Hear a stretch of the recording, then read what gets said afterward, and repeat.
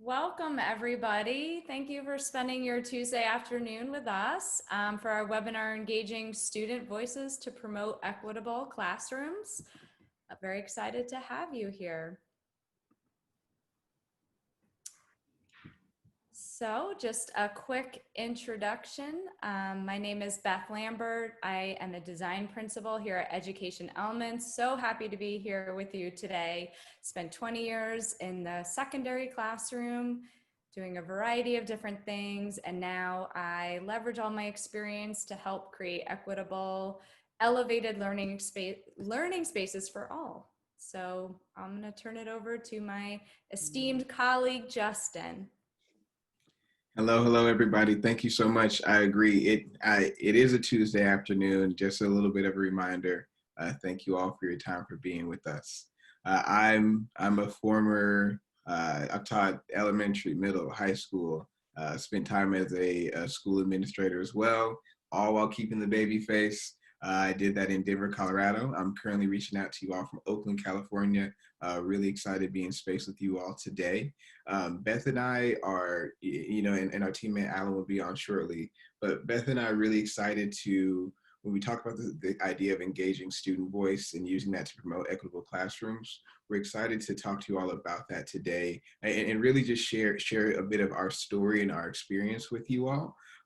What we're hoping is that our concepts don't necessarily blow your mind, but they give you a really clear picture and vision for how to engage in a process that's relatively nebulous and difficult for a lot of educators in this time, especially now that we're pivoting to doing a lot of our work virtually. Thanks, Justin. So our objectives, our goals today are to actually is to tell you that story of why we're here today, why we thought it was really important for us to engage student voice from the education element side, and then also what are some of the learnings that came from our interviews and the ways we really built empathy with students. The next thing that we'll be doing is giving you some strategies to how you can connect with your students, digitally, how you can connect with them in this virtual environment. We know that many folks are trying to think about, okay, there's things I traditionally did in the classroom, and how can I translate some of those best practices to my new virtual space? But then also there was a normal that we're trying to move past, and so how can we build this new normal in a more intentional way? And that also begins with really empathizing with our students at the margins, right? We know that in the past, we weren't always serving all students. And so our focus was really to prioritize students that are particularly from marginalized populations, that come from challenged backgrounds, to make sure that they are able to bring their voice to the table.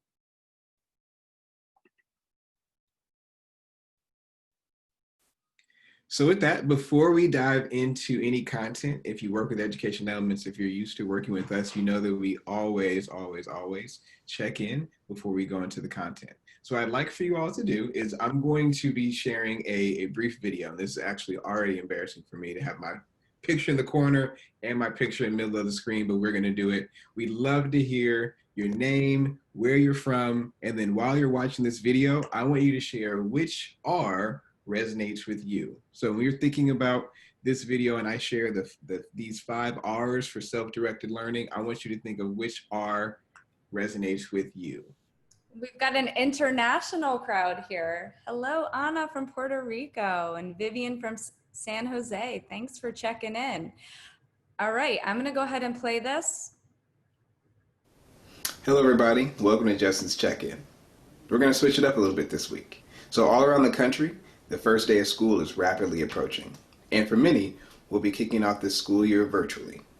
What I've learned in virtual learning is that the teacher-student relationship is completely flipped, and we rely a lot more upon students to be more self-guided, self-directed, and to hold themselves accountable to our expectations. And so with that, I spent the last few months actually talking to students to better understand what their experience was like last spring, and to therefore prepare them to be successful this fall. And so in learning from them, I developed these 5 R's to help you foster more self-directed learning in your classroom. The first R I want you to think about is relationships. How, before anything you do, are you developing intentional bonds with your students? and then student to student to make sure that everybody feels a high level of trust in this virtual space. Secondly, relevance.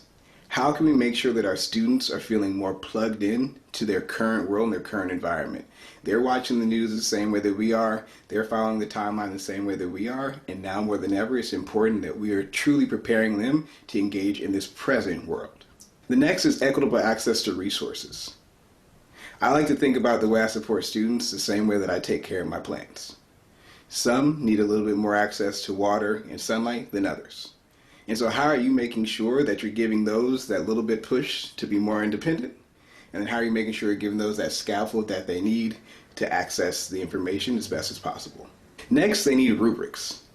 For anything that we want to put in front of our students, if we don't have a clear definition of what success looks like, then there's no way that they'll be able to attain it.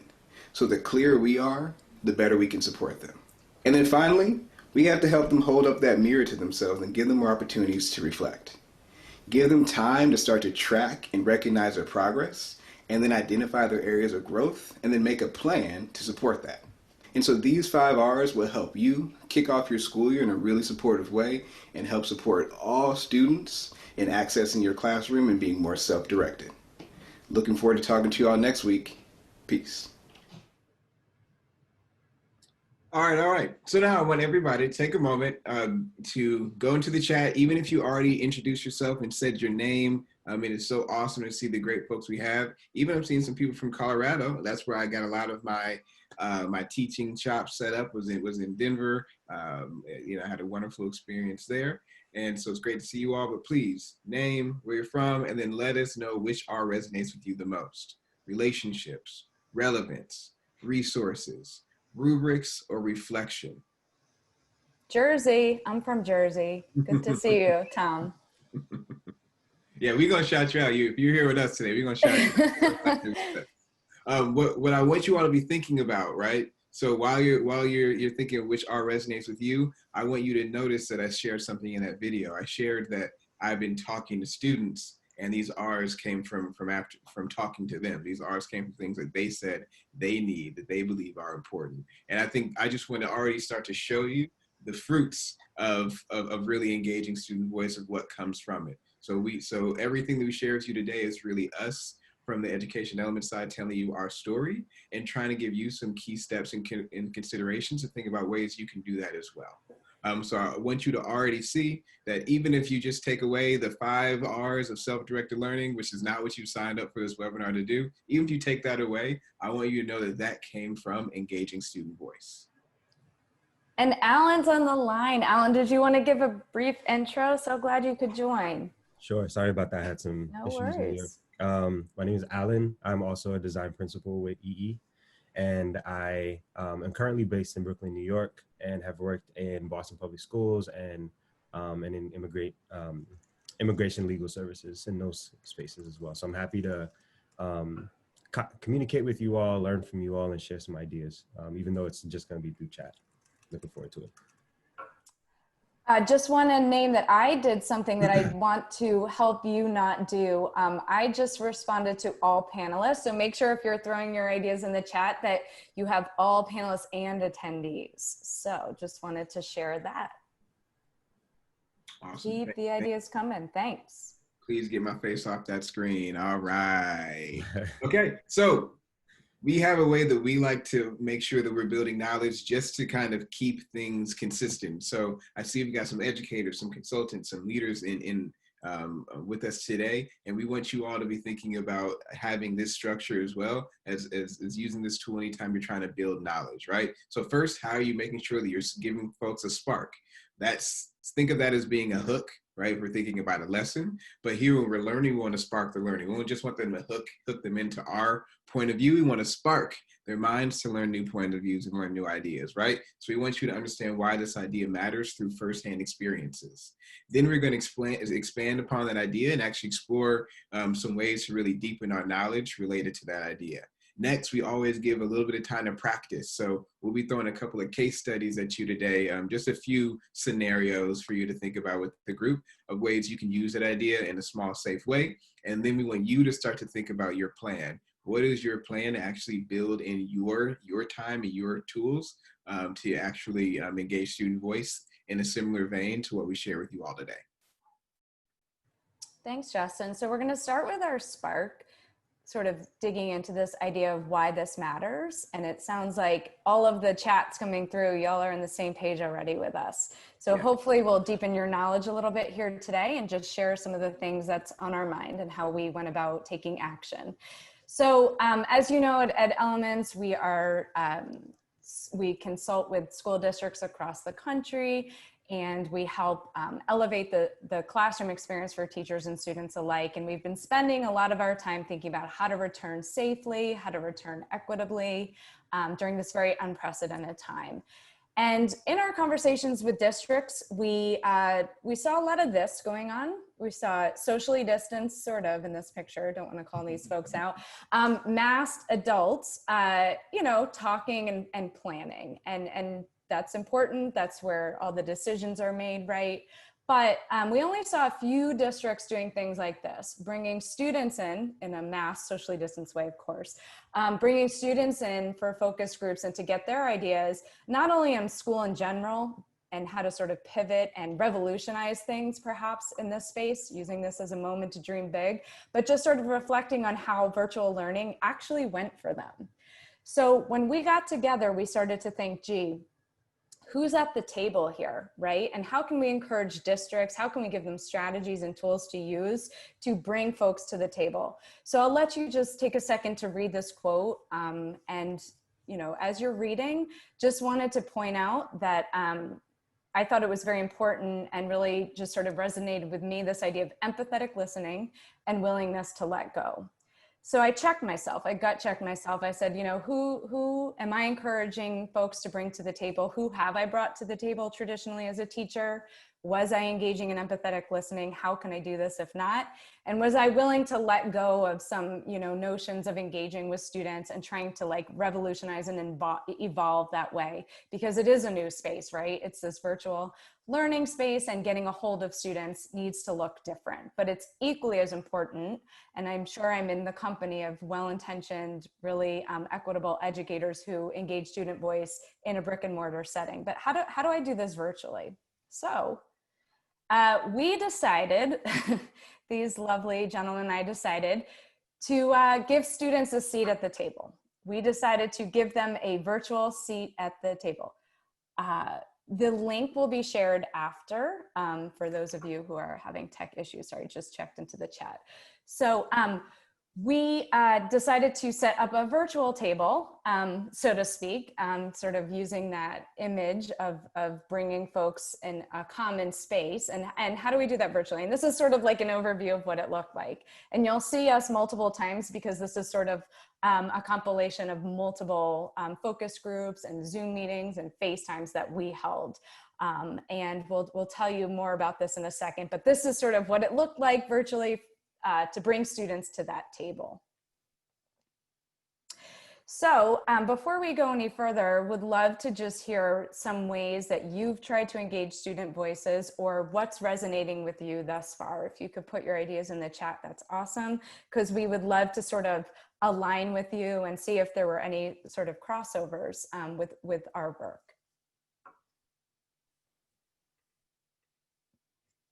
Yeah, awesome. Flipgrid, Pear Deck, really great strategies. Choice boards, awesome.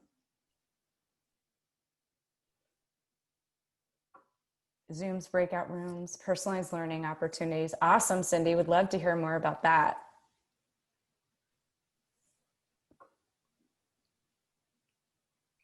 Great surveys, awesome. Shared Google Slides for dialogue, love that one, Liza.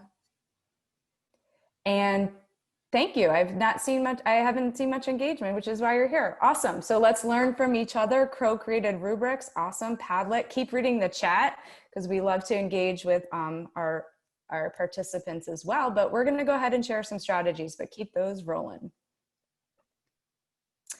So for the expand section, this is where we're exploring resources and strategies and digging a little deeper. And with that, I'm going to turn that over to my friend, Alan. Thank you so much. All right. So thinking about who's at the table with all of these return planning decisions, we wanted to share a quote from a superintendent in New York City, Richard Carranza. He says he doesn't allow people in his district to talk about going back to normal. He also continued, normal was a system in which social and economic privilege determined too much about the quality of a student's education. From funding to access to expectations, normal was never good enough for our kids. And so when thinking about who's at the table in thinking about what's the best way to return to schools and to what's the best way to approach this virtual learning environment, it's important to see this opportunity as the perfect opportunity to try something new. And that something new that we're sharing with you is to bring, is different ways you can bring students to the table to really hear what their perspectives are, what their ideas are, and what their needs are. And so we're gonna play a couple of clips. Are we gonna play this for them, or should they listen on their own? Beth, would you mind? Yeah, I believe we should be able to play the clips. Yep. Okay, cool. You don't have to sit down and go by the book to be a good teacher. You don't have to follow the exact curriculum to be a good teacher. It's the way that you grasp your students' attention and the things and the way that you teach your students. For example, when I got my mentee, she just felt like every mentor she had left. Wow. And this is supposed to be someone who was mentoring her to be in that place. So I think for me, something that I'm also learning is that with mentorship, you have to always show up, and you have to understand that your student you're not might get the ideal mentee, right? Like, and I got my mentee was someone who was struggling, who she was technically a junior, but with freshman credits, right? Social aspect of school is also very important to the well-being of students, because you need more connection between students and students and students and teachers, because I feel like if you feel like you have like someone that you can talk to, it helps. And then especially if you know your teacher and you and your teacher are on like a strong, like you guys are connected strongly, then you feel more comfortable telling them your needs. Out was goals. So now that they know like their steps, I feel like a lot of kids have goals, and that's what helped me and motivated me when I was kind of getting stuck in the mud. And what I wanted to suggest as helping new high schoolers. So I would like suggest is helping people find their goal. And by doing that, I think what I did at my college is when I entered, I had this huge list of like jobs, like professional jobs. And when you enter high school, you don't really know like what you want to do at all. So I think that by like giving this list of jobs, and I want to describe more what it was like a list of jobs and the requirements that you need in order to follow that. And that was till today, I have my own like little planner and like what I need to get done, what day, and like what time I need to get it done, so I can like have it all separated. So these were some clips from interviews and conversations that Beth and Justin had with students across the country, just getting to hear what some of their perspectives are and their needs are. So we'd like to, after hearing some of those clips, we'd like to know what are some trends that you noticed in some of the things that those students were talking about. You can use the chat to share some of those trends that you identified.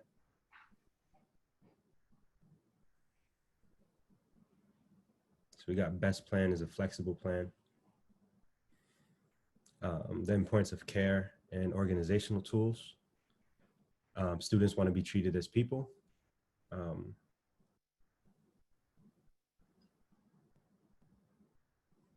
See if, and we can continue putting out ideas. We got relationships matter, self and others, and students have valid opinions and excellent suggestions. So these are also some trends that we identified as well. And I'm gonna go over 3 specific trends that we identified in looking at all of the conversations, and share some tips on how you can meet some of those needs. So one trend that I identified was that students need genuine community building opportunities. One idea is to build time for connecting students to each other, right? So some students have shared, we already know that even in a in-person space, some students have difficulty making connections, making new friends. So you can only imagine how much more difficult this can be in a virtual space, and especially in a large class. So you want to think intentionally about giving students opportunities to connect with each other and to learn from each other. Another idea is to help students develop their learning styles. So some students shared how they use different programs to figure out what kind of learner they are. And the idea here is to kind of create a community of different learners, right? The more that students know about themselves, they'll be more engaged in their own work. But you'll see that collaboration becomes more intentional as well once students understand that there are other learning styles that they have to work with. And that's a really strong way to develop community as well. One last tip around this trend is to co-create your classroom norms with your students. So instead of coming to your classroom with a set of norms, some of the traditional norms, hear from your students about what would help to make the class run smoother, to make it more productive, right? So if we're saying that students have valid opinions, it should be even in the little things like classroom norms. Another trend was students need validation and your support in developing their leadership potential. So one way to do this is to introduce students to as many new experiences as possible. So it could be things that they have never really grappled with, right? Even in subjects that they're deep in, subjects that they're interested in, maybe you can introduce something in through a different lens, right? And the idea is the more experiences that students are exposed to, the more that they feel like they have a choice and an option in the path that they want to pursue. You want to provide students a time to reflect on what they think success is, right? Once they can define that, they can start to set a plan they can start to identify steps that they can take to get to that definition. And obviously that definition will change over time. So you want to kind of prepare them and help them understand why the definition might change or why the path might change. Lastly, on this trend, connect your students' own experiences and their identities to your lessons, right? So along the line of developing leadership potential, the more examples that students have in different paths that certain people in history have taken, decisions that they've taken, passions that they've had, they can draw connections to other folks in history and kind of develop their own leadership identity as well with that inspiration. The third trend was students want engaging virtual learning experiences, right? They don't want the teacher to just be standing in front of the screen and lecturing. They want something dynamic. They want something engaging. So some ideas to do that is to mix it up, right? Not only do pre-recorded videos, mix it up with some live instruction. They want that engagement. They want that back and forth, the Q&A. Another idea is to use your students' academic interest as a data point, right? You can use that to form groups according to their interests, according to their ability, according to their passions or whatever it is. And you can mix them up based on that data, or you can group them according to folks that are similar. That's another way that you can make the experience a little bit more engaging. And the last tip here is to bring your virtual classroom to life. I included this image here because it's colorful. There are plenty of examples on YouTube, for example, of teachers that are showing examples of how they create virtual engaging experiences online for their students. So have engaging backgrounds, just like you would put all that effort into making your classroom lively and colorful and engaging for your students, you want to set up your virtual classroom the same.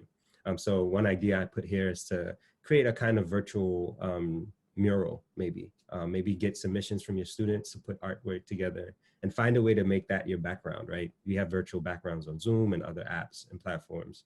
Find a way to make your virtual classroom more engaging, more lively, and that could be a way to engage your students and keep them hooked. So these are some trends and some ideas on how you can meet some of the needs. Obviously, these trends are not everything, but there are some ideas on where you can start. And for our practice session, I'm going to pass it back to Justin.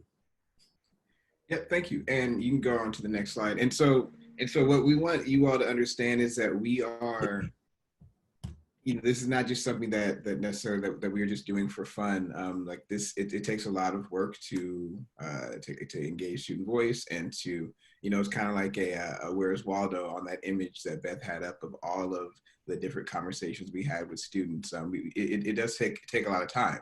And so why would you want to dedicate all that time? Well, part of it is because we're all former educators here. And we consider ourselves lifelong educators. And we had this vision of trying to support students. So you just click on it one more time, Beth. So we had this vision of creating this video-based platform to really give students some lessons to help them like really prepare themselves to be like self-driven. You know how we kind of alluded to that in the video earlier, to help them be more self-driven during this time of virtual learning. So we had this grand plan to bring these ideas to students. And so I was kind of writing these things up, had some lessons ready to go, and then I brought the idea to Beth. And then Beth is like, hey, wait a minute, like the idea sounds great, but I have a bunch of students in mind. Like maybe we should actually talk to them, share our plans with them, and then get their thoughts. So I want to first allude that we had this initial plan. We were really excited. Like we had everything all written out. We got documents and everything done, and we're ready to go. And so I thought I had done my research, right? I'm a former educator, I'm a former student, right? I think I know what they need. And so I started to put some things together. And then when we got to the analysis and implementation phase, that's when everything changed. You can go ahead and go to the next slide. So we actually engaged in a more collaborative design process, and we learned a lot with students. And we do have some ways, I do some questions like about elementary school stuff, and we'll talk about that as well in a moment. And so we had this idea in mind of like, hey, okay, now we've talked to those students. What are they hearing? What are they feeling? Okay, great. We want to do this YouTube idea. How do you all feel about that? Very quickly, we learned that students don't want to go on YouTube themselves to go find something that's going to be informative. Like they may go be entertained and you can maybe sneak in a little bit of education in it. But the young people we talked to were very clear and adamant that we were not going to have the audience we were seeking if we were looking to use a platform like YouTube to bring some education to them, right? So it didn't totally discourage us though. You can click on it, Beth. It didn't totally discourage us, because what we did learn was we learned that they are willing to engage with these concepts that we were bringing to the table. They are willing to engage them virtually. However, they really want the support from a teacher or a mentor or a guide in helping them do so. So we had this initial vision and we had thought that we had done our research. Actually, once we got students together and we actually got to observe how they were engaging with our content, we had them join our planning meetings, right? And we had them give us feedback on kind of our first initial prototypes. We then came with a completely different design after engaging with them. You can go to the next slide. So our whole point here is that our collaborative design, it did inform our next steps and introduce a new insight. And so no matter the age that we're thinking about, I think we all can find different ways to check in and listen to our students, right? And so what we learned, we got a really interesting insight that came from our work. So while we were definitely trying to help students become more self-driven during this time, we also realized that a lot of the students that we were talking to, we had a diverse range of voices, and we intentionally incorporated marginalized students and students of challenging backgrounds to our conversations. We realized that for those students, they had a really interesting belief. They believed that the mentoring and like the nurturing relationship that comes from the one that they have with their teachers, with the teachers that they feel like cared about them the most, is the single most determining factor in their success. We had students who had crossed the finish line who were able to very, very accurately reflect on the folks along the way who helped them get there, and said, like, I have seen peers, I have seen friends, family members who have not been able to get that support. I've seen them not be able to make that finish line. We also talk to many students who are in the beginning or in the middle of that journey, and we see some of them really grasping at straws who don't have that strong mentor, that strong leader, that strong relationship with an adult in their lives and their families, that they're not too sure what success will look like for them. Versus we work conversing with students who are a part of after school programs, who are a part of athletics programs, who do have strong parental support, you know, who are privileged to have that. And they were able to be really clear and identify how important that presence was in their lives. So for us, we went from going to this like student, like, hey, we want to go directly to students. We were thinking of like cutting out the middleman. Go back really quick. We want to cut out the middleman and get right to all the students with our support. And instead, we realized that we need to spend our time creating, yes, student-facing learning modules, but we actually need to support teachers and families in delivering that content, right? So our goal is not just to help students see the virtual classroom as a more relevant and purposeful learning environment for them, because a lot of them are nervous and concerned for a number of ways. We thought they were nervous about logging into Zoom and things like that. They had no problem doing that. They more are worried about how will they be assessed by a teacher they've never met? How will they build a relationship with peers they have not seen in person? These are things that they're concerned about, right? Or if they are in person, what is it like to engage with school safely if I've got some hybrid environment going on? So we realize that it's definitely important to help students make their virtual classroom, make their hybrid classroom feel like a more relevant and purposeful learning environment. However, it's also important that we give folks space to start to foster that mentoring relationship. And so that is where things shifted. It went from being direct to students to being really clear about how adults need to show up for students during these times, and then giving them the support and resources to do so. So we walked away feeling like we heard this and we felt this, and I think many of you educators agree with us here, that listening is actually the first step to opening our students up to learning. And so that is what came from all of this. So now I want to give you a few steps. And so yes, these steps, they range from utility and appropriateness for different grade levels, and we'll kind of talk about that as we go through them. So the first one is sending surveys. We actually feel like this was a step that was successful for us at all grade levels. So whether we're working with younger students or older students, sending some surveys with just a few normed questions, a couple multiple choice, a couple give them things to rank or to show whether or not they agree with them, and then a couple spaces for open response. What we found there was just by giving a normed survey to a number of students, we were able to get we got a high number of return there, and that actually surprised us. So we thought the students would hate or be anti filling out surveys, and I actually just think that's us as teachers. I think we may have survey fatigue, but the students are actually down to give us their feedback, especially if they know that you're going to use it another way. I love in the chat, somebody said from another webinar, use surveys during a webinar by involving participants, maybe in like a poll everywhere embedded in your slideshow. That's a great meta layer there. Look, that's a lifelong teacher there, helping us step our game. I love it. Thank you. I hope it was one of our webinars, just saying.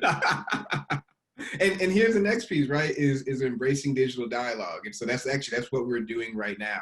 As educators, we're comfortable interfacing through instant messaging platforms or through chat, but I actually see a pretty big gap happen when it comes to communicating with younger people. We were nervous about it. We didn't know what it was going to be like. I'm not fluent in emoji, and we didn't know if that was going to be our whole life talking to these young people. But we actually found that they are really comfortable giving long form responses through instant messaging. So one, they know how to type, whether it's on their phone, or they've got certain platforms that they're comfortable using. But we actually found that instant messaging was not, one, it was a great tool to help us actually organize how we wanted to meet with younger people in a more formalized fashion. But it also was a way for us for some people, that was their comfort zone in explaining their thoughts and feelings. So that was a way that we learned, again, this was one that worked for all grade levels, was actually connecting with them through messaging. And so that could be through your learning, through your LMS, right, through Google tools, etc. This one was for our students who are a little bit older. This is giving them a reason to check their email. So something that we learned is that young people, it's not that they don't check their email or that they're irresponsible with it. A lot of the time, what they share with us is that the emails that they get do not prompt a response from them, right? It's like the teacher notifying them of something. It's an ad coming into their inbox, but it's not a space for them to engage in dialogue.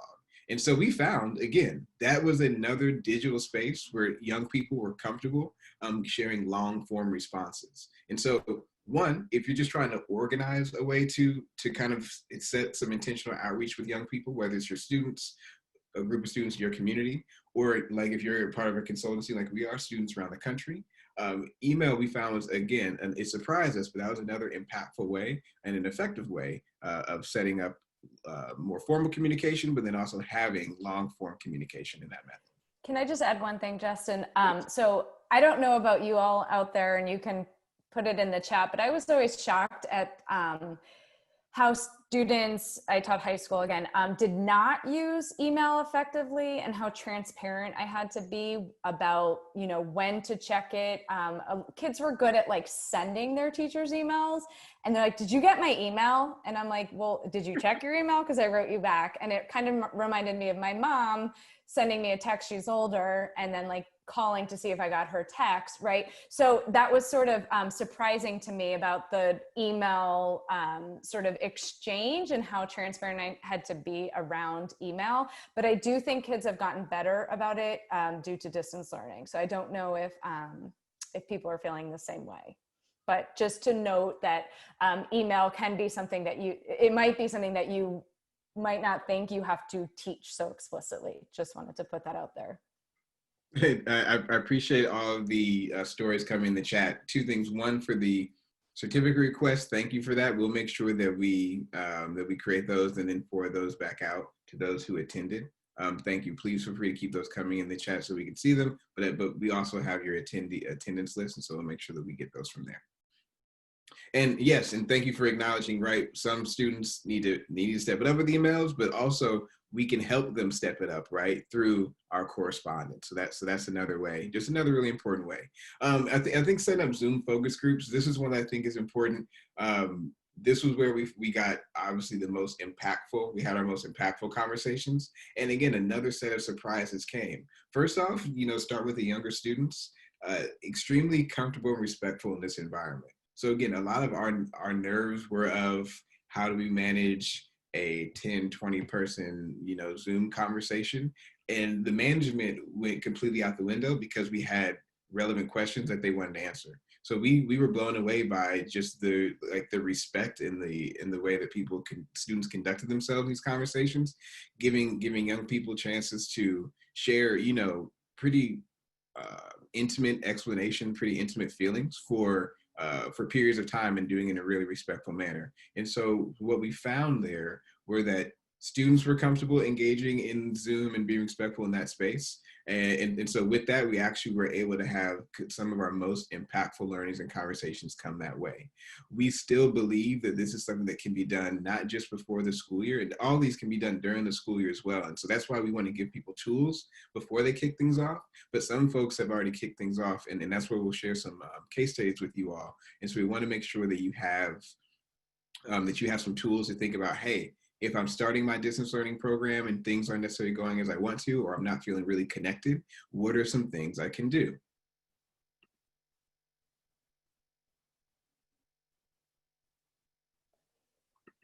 So this was a little bit, I taught for many years, and there was always, well, when I graduate, can I get your phone number? All these questions. And I was like, no, I needed like that personal space. Like we're with kids all day, and then the email and everything, now virtual learning.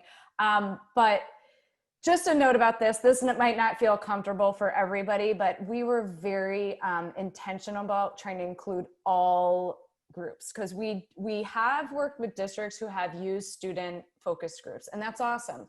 And typically the kids who came were the kids who are in student council, who were used to having their voice being valued in a positive way.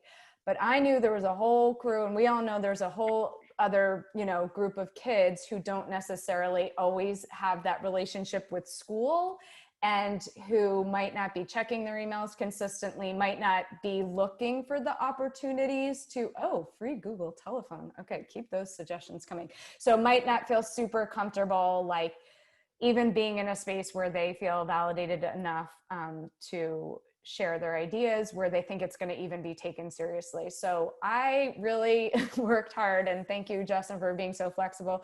We, tracked down as many kids as we could, and some of it took FaceTime and texting, but it actually ended up being really worth it, and kids were super respectful about phone numbers and things like that. But FaceTime was a little bit more comfortable for certain groups, and we just wanted to stretch. I had to stretch myself in ways that I didn't necessarily think I wanted to, but I'm glad and grateful for having done so. But would have loved those free Google telephone number things that you They just might suggested. not, but some of those students might not have picked it up. They didn't know it was you.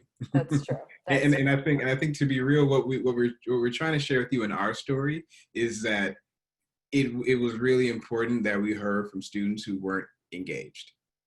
It is, I think all of you can take these strategies and can imagine students who, yes, I would definitely be able to connect with students in these ways, or I already have students who are comfortable communicating with me in those ways. But what we're saying is these are all also ways that we got outreach to students who did not necessarily have success in the classroom, did not always feel like they had a lot of supportive relationships in that space. And yet we still found them to be very articulate and really able to give some really pointed feedback and advice on how they can be supported, or in some cases, what they wish would have happened in the past. And so, yeah, so for us, FaceTime, in some cases, it became like a last ditch effort because we had to meet folks where they were. And I think that's the most important piece we want to share there, is that to really get marginalized students and disengaged students, you have to sometimes go outside of some of those digital platforms that we all are comfortable engaging with.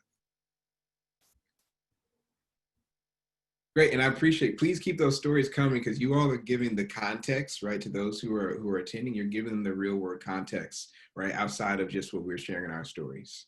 So now we do want to say, so imagine you are in the throes of the school year.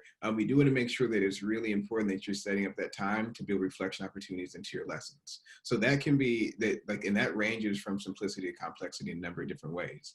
That can be, you have a few different smiley faces at the end of a digital packet that you have for students, or at the end of a digital document, and you let them identify which one they're connecting with the most, all the way to you set up formalized one-to-one time for your students to be checking in with you and reflecting upon their work, how they're feeling, their relationships, etc. We're seeing different people think about ways they want to utilize advisory time, which has historically been like an up and down thing in class, like in brick and mortar spaces when we're back in kind of our traditional classrooms. How can we try to shift the relationships that students have with advisory time and make this more of a space for them to feel like they're getting supported and they're getting those chances to reflect, right? So the whole point is, we know that our live time, you can click on the next one, our live time is the most precious time right now, time we have with students. We also know that we need to make our on-demand experiences supportive. But what we've learned and what we've heard, right, is that what students didn't feel like they got a lot in last spring, they didn't get a chance when folks were live to actually really build relationships. They felt like when they were live, it was really just they were being talked at, or they were being told what they need to do. And so how can we shift their relationship there and make them feel like when we are all together, that's the time that we are literally building our relationships, because this is the best way to do so. And so I how just do you prioritize that time in your live session? I just want to add that, and last spring was kids we had all year, right?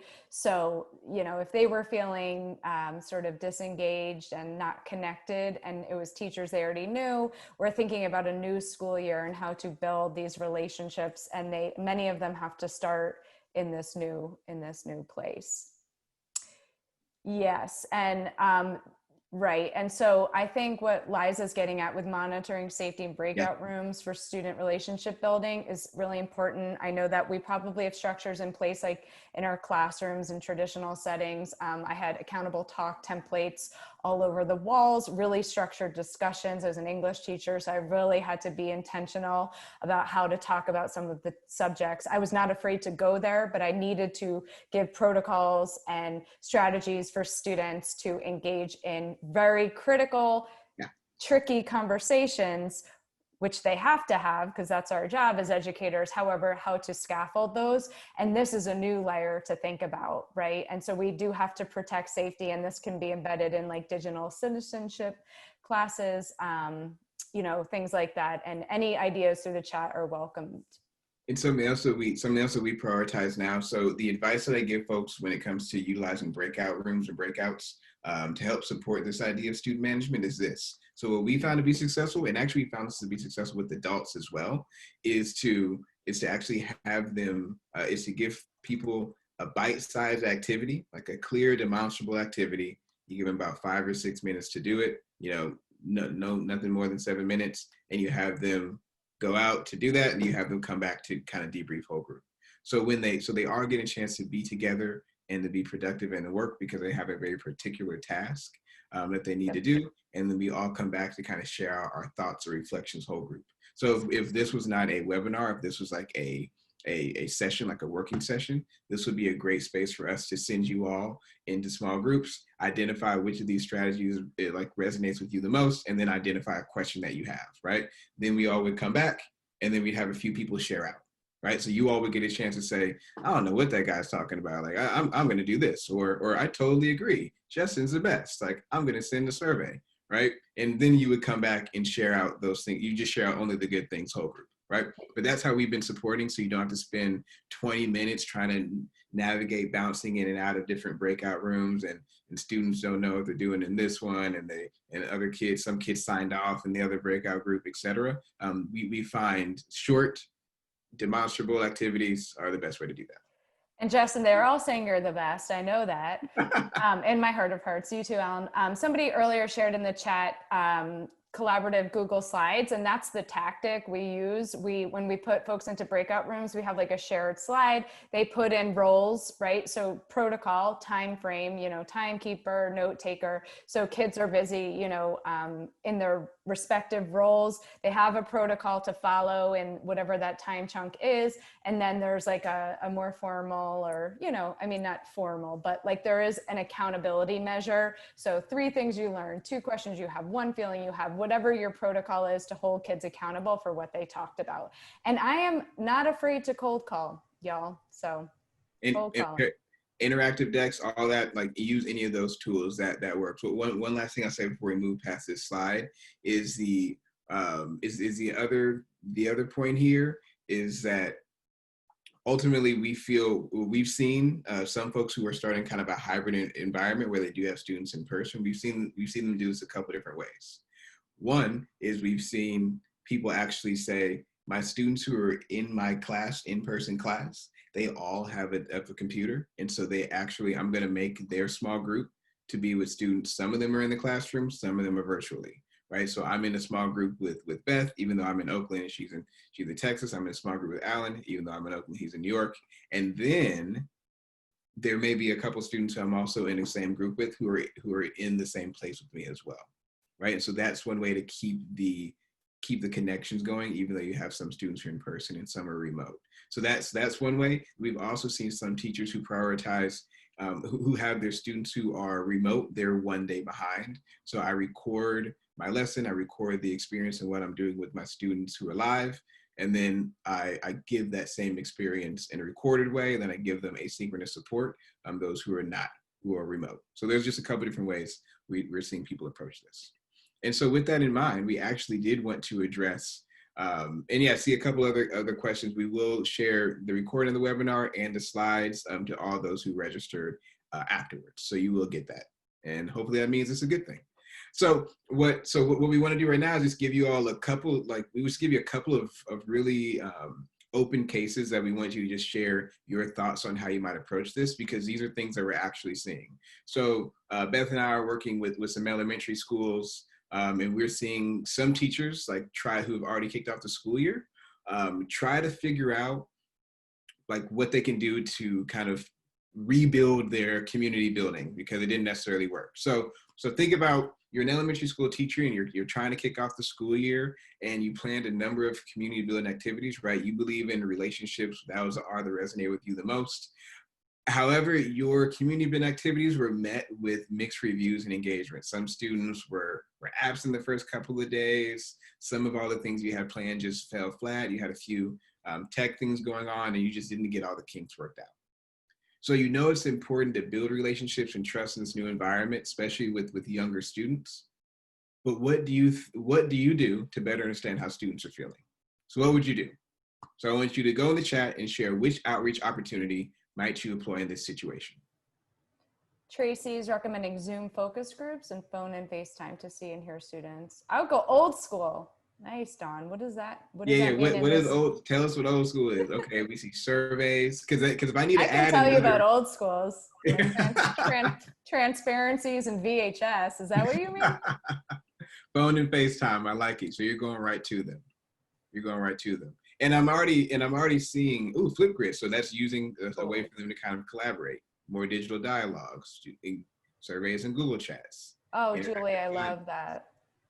See, these are all helpful. These are like, we're really seeing teachers right now struggle with this. They had all these plans for what, they already were nervous. They're already trying to figure out Zoom and technology, et cetera. And yet they weren't able to really build relationships with young students. And so these are strategies that people really need to put in place. If you're feeling like, I don't know, I'm a parent and I work in education. So if you're feeling like survey overload, I don't know if y'all have heard of Video Ask. Our company uses it a lot. And Justin uses it a lot with his check-in video surveys, which are so awesome. It's a way to kind of get what you need, but like in a different platform. Video Asks, yeah. So it's like you just go to Video Ask, and it's a very intuitive process they take you through to create a video and then get feedback either through another video or just like a text. Because I'm like survey overload as a parent. There are a lot of surveys from my district. So one thing we saw, so Tom, it is similar. It's a little bit almost like Seesaw, maybe a little bit more like that. Mm-hmm.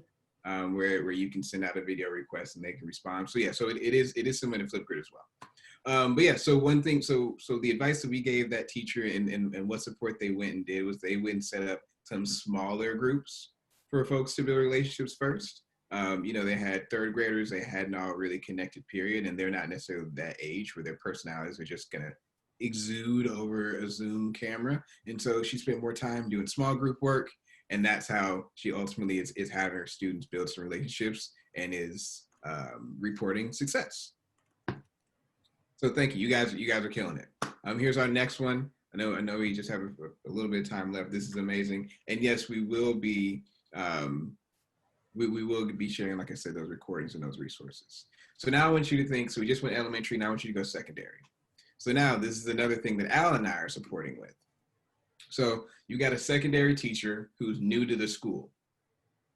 And you've heard from other colleagues that students are nervous about your class because you're taking over a course that particularly has a reputation of being challenging. Definitely challenging for all kids, but especially challenging for a lot of the marginalized students or populations. And they're not necessarily coming in with the best feeling about how this year is going to go. So you've heard this story before as a teacher. You're not a new teacher, you're just new to school. You've heard the story before, and you do not want to start off your year with behavior problems or academic integrity issues in this virtual environment. So what do you do to address their concerns?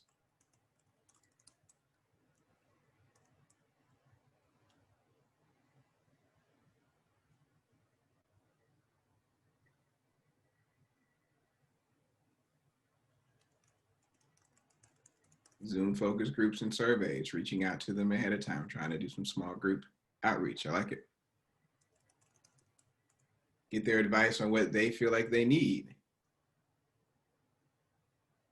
Start with in-class relationships and build up.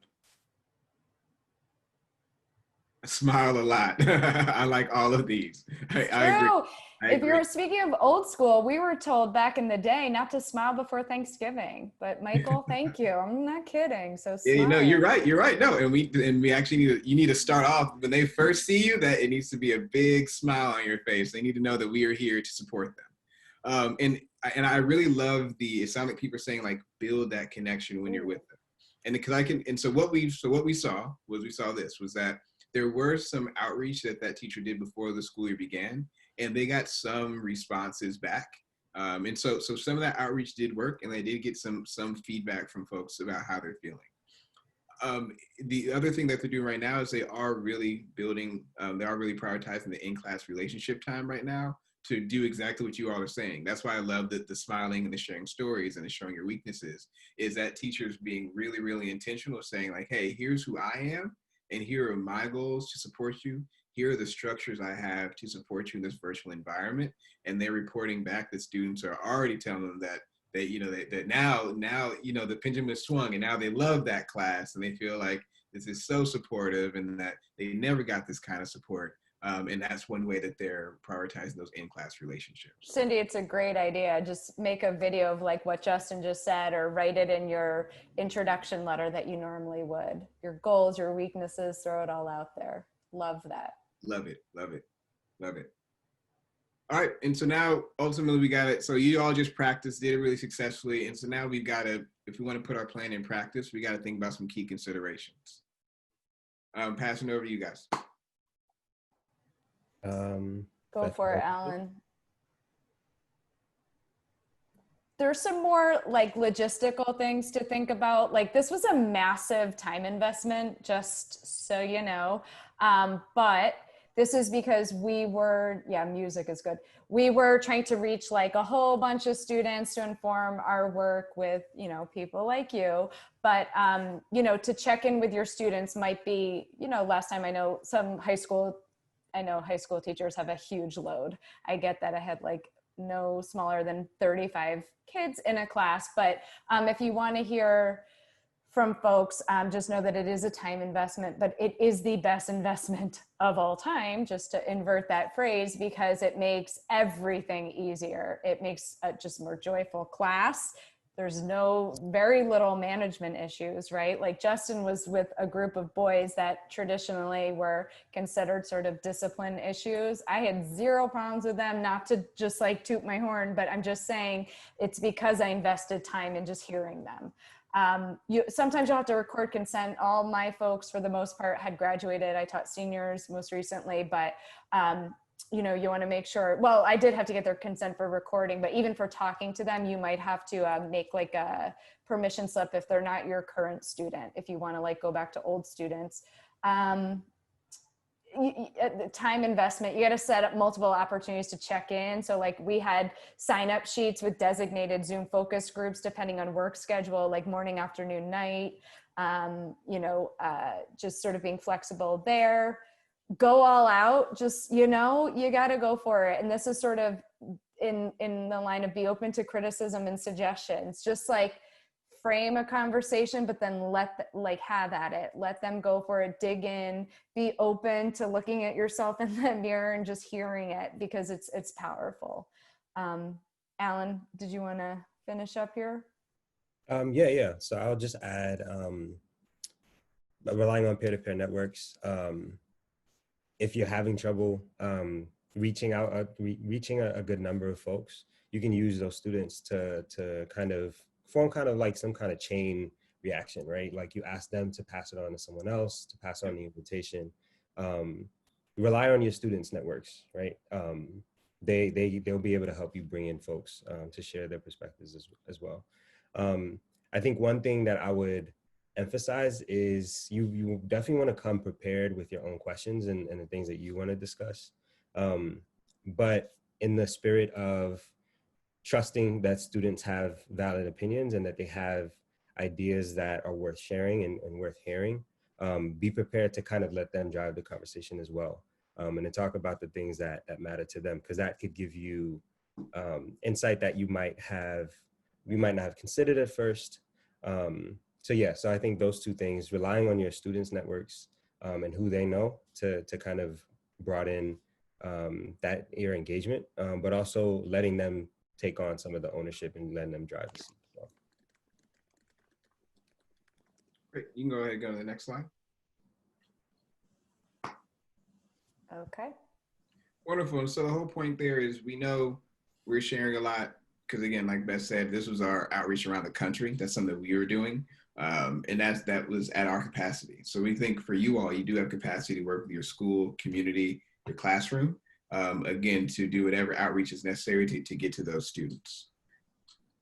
we want to, if we could give you anything, want to give you like here, like a summary of like our 10 steps for how we engage student voice virtually. Again, we, in a traditional environment, we believe many of you have ideas that you can do, right? But the whole point is we want to do this to not just engage them virtually, but also to learn how are they feeling about last spring and how are they feeling by entering this fall. And so I think even just checking in with them for that purpose, you'll find will give you a lot of really important insights. And so that's the first step. The first step is actually identify your purpose. Why are you seeking student voice, right? So in those case studies, people wanted to build relationships, or they wanted to address some concerns. Like, what is your point here? What is your goal? Why are you seeking out student voice?